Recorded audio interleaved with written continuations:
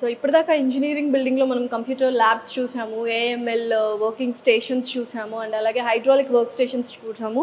ఇది ఎస్పెషల్లీ మనకు 3D lab printing machineries ఉన్నదనమాట. Almost 70 crores worth of machineries అన్నీ ఇక్కడే ఉన్నాయి.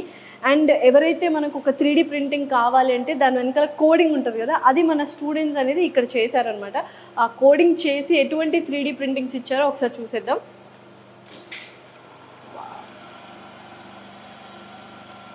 సో ఎస్, సో చక్కగా గణపత్ యూనివర్సిటీ కాబట్టి వినాయకుడిని రిప్రజెంటేటివ్గా చక్కగా శివుడు అండ్ వినాయకుడిని ఇక్కడ ఈ మిషనరీ ద్వారా మన స్టూడెంట్సే తయారు చేయడం జరిగింది. 6 lakh కలర్ ప్రింట్స్ అనేవి ఇక్కడ జనరేట్ అవుతాయన్నమాట. సో ఇక్కడ చూసుకున్నట్లయితే మనకు కలర్ కార్ట్రిజెస్ కూడా ఉన్నాయి. సో ఇది వాళ్ళ ఫ్యూచర్లో నార్మల్ ఇంజనీరింగ్ కాకుండా ఒక స్కిల్ బేస్డ్ ఇంజనీరింగ్ నేర్చుకోవాలి ప్రాక్టికల్ లెర్నింగ్తో అనుకుంటే మాత్రం తెలుగు వాళ్ళు especially artificial intelligence, machine learning కావచ్చు, కంప్యూటర్ సైన్స్ కావచ్చు, cyber security and data science నేర్చుకోవాలి అనుకుంటే definitely Ganpat university is the best university.